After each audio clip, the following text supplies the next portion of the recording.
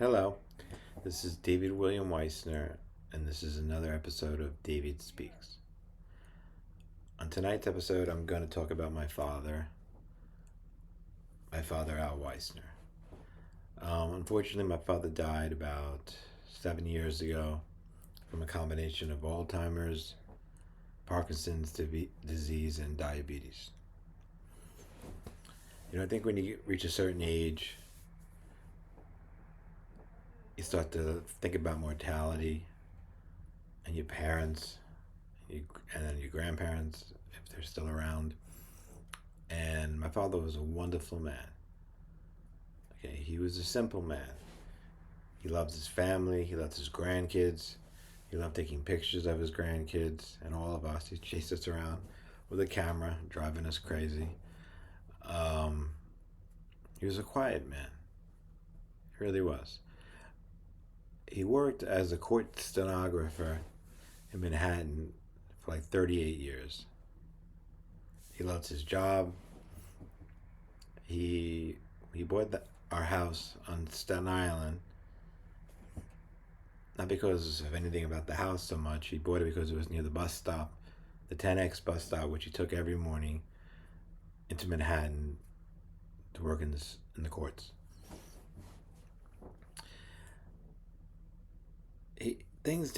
Material things didn't really matter to my father. He once told me, as long as a car gets me from point A to point B, that's all I care about. He didn't care if he had a Hyundai or a Toyota or a Mercedes, whatever it was, or the color or the radio. I'm sure he liked his air conditioning like anyone else in the hot New York summers. But that's all it was to him, a means for me to be. And he was a very different man than I am, you know. Wasn't into sports like I was, especially as a child, and still am into sports. Um, he wasn't like a rah rah kind of guy, but he gave me pearls of wisdom over the years. He once told me, if you have nothing nice to say about somebody, don't say anything at all.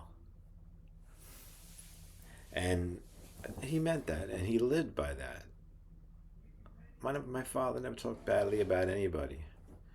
He had very few friends. I think he had one really good friend who he worked with. He was a family man. That was his life. My mother, they had their. I never really saw them argue, really. Not in front of me, anyway. He loved my mother more than anything in the world, and that I know. Like I said, he wasn't big on speeches or rah rah or you got to be tough. You got to do this. He just let me be free. I grew up in a very lenient house. There were rules, of course, and I was a wild child and was always in trouble. The man never put his hands on me, never hit me. He was a bit of a screamer. He would yell at me, you know, as a child, all the crazy things I did. But he was a really good man, good father. My father got early onset Alzheimer's at the age of 65. It was a horrible thing to watch him disintegrate slowly over the next 15 years. My mother was such a saint. She took care of him the whole time until the last 3 years when she had to hire a full-time aide to help him shower, help him go to the bathroom, all kinds of things. It's not pretty. The end of Alzheimer's is a horrible thing. I feel lucky that my father never forgot who I was. He always knew my name. He always had a smile on his face to see me. He did forget people toward the end, even the grandkids. He didn't know their names, which is very sad for them. I'm just grateful that I had him to grow up with. Him and my mother looked forward to retirement, and that they were gonna travel around the world. They saved their money. My mother's dream died when my father died. It died 15 years before that, when he was diagnosed with early onset Alzheimer's. But she fought for him. in crazy ways. She brought him to experimental programs, to all kinds of doctors. He was on all kinds of experimental medication. They predicted he lived 3 years. 3 years. He lived 15. And he really didn't suffer until the end. I mean, he wasn't him. He wasn't my dad that I grew up with. I called him. I've been changed his name after a few years. I didn't call him Dad anymore. I called him Daddy-O. And that was my little. It wasn't funny. It's just because he was a different person. He was like a child, you know. And he was childlike as an Alzheimer's patient. He'd smile, he'd repeat, say the same old jokes over and over again about how his mother, my dear grandmother, lived to 105, and he was sure he would live that long. And that's what's sad. We knew he wouldn't. But I really believe it was because of my mother. He lived 15 years. And and she never moved from his side, metaphorically. And toward the end, you know, it did get really bad. The last time I saw him, I was visiting my mother and father at their house in New Jersey. My father was sitting in his wheelchair, sleeping, with his mouth open, shaking like this, bent over. I just lost it. I mean, I cried for like a half hour, just obliterated to see my father like that. A good man, a strong man, a wonderful man. The only time I ever saw my father cry like that, or even anywhere close to that, is when his father died, many years before that. You know, I feel grateful that I had a father like that. He modeled such good behavior for me. He modeled decency, morality, respect toward women, respect toward everybody, hard work.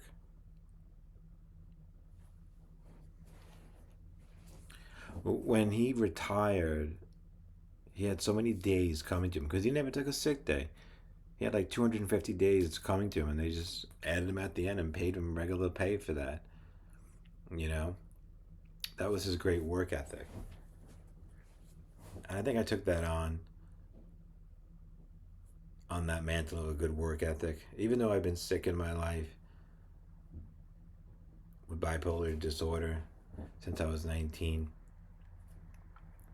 when I did work, when I taught music, piano, guitar, when I worked in the nursing home, when I worked as an English tutor, I was always punctual. I was always on time. I went to work sick, never missed a day. He never talked to me about these things. He just modeled it, you know. He would have catches with me. I was very into baseball as a child and all sports. I still follow sports as a grown man. And he would play baseball with me. We'd have catches. Yeah, he was a lefty, he had his mitt, you know. But he just did that for me. That wasn't his thing. He did take me, him, and another man and his wife, who were friends of my mother, took me to Shea Stadium as a child. And that really opened up my eyes to the beauty of Major League sports. I remember walking through that tunnel and seeing, for the first time in Shea Stadium, you walk through that tunnel, that opening, and the grass was so green, perfectly manicured, and the lights were on. It was amazing. It was my first baseball game, and my father took me that. I'm pretty sure I saw a home run, my first home run live. I think it was Dave Kingman, who was with the Mets in the 70s. It's beautiful, just the arc of the ball going up, the roar of the crowd, the green grass. It was amazing. And that's how I became a Mets fan. I've been a Mets fan ever since. You know, I think being a parent is obviously the most important job in the world. You know, we want to raise our children right. You know, my father, when I knew him, he didn't smoke, he didn't drink, he didn't do drugs. was simple. He liked his salad. My mother cooked every meal for him. He went to culinary school, and all he made is tuna fish. So he taught me how to make the tuna salad that I love, that he makes, that he made. And he was an honorable man. And that's all you can be if you want to be a good man. He was tough too. My father was 5'4" tall. Okay, he came from a small family height wise. And he fought for me sometimes. I remember one time we went to the batting cage in Staten Island. And it was me and him. And I was like, I don't know, 15. I was a kid. My little father. And this big guy, like in his 20s or 30s. This guy was like 6'4", big, strong guy. He cut in front of us at the batting cage. Okay? And I was a kid. I was like, well, I guess he's going first. And I'm messing with this guy. But my father, I'm telling you, all 5'4" of my father with glasses and his gray beard got into this guy's face and screamed at him to back the fuck off.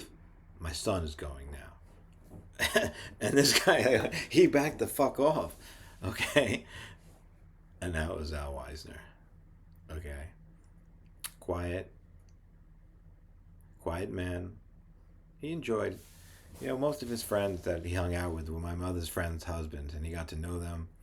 They became his friends, but he wasn't on the phone to his friends talking. He was working all the time. Not only did he work in the courts, he had his little office in the laundry room in our house. We weren't rich. We were just middle-class people. And his office was in the laundry room. Meaning his weird desk was here with his typewriter and his stenotype machine. Behind him was the washing machine and the dryer. And he, that's where he worked a lot. Like every night, he typed up the cases to make extra money. Typed them up for the lawyers. And he had to collate them. This is the old days. There weren't computers. Okay? He typed everything manually on an electric typewriter. So, we lost my father 7 years ago. But he's not gone. Beside living in our memory and in my heart, my mother's heart, and my sister's heart, and the grandkids and the family, his spirit lives on, his soul. His soul lives on. After he died, his soul went to heaven. Like all souls go to heaven after they die. And he visited me in a dream. And his soul visited me. And I was living in Woodstock, upstate New York. He came to me in this dream. It was so vivid and real. And he came in a dream to my sister, one of my sisters, the same night, which was interesting. And I don't know what he said to her, but to me, he said, David, clean your room. And it was a big mess in that apartment. Okay. He's free now. He's in heaven. He'll reincarnate probably back into my family at some point. People tend to reincarnate back in their families. Not all the time, but a lot, especially if they want to. He's well and alive. People have eternal life in heaven, and they come back. So wherever you are, Dad, I love you. And that's the end of this episode. Have a great night. Be well and appreciate your parents and your family. It's so important. Good night.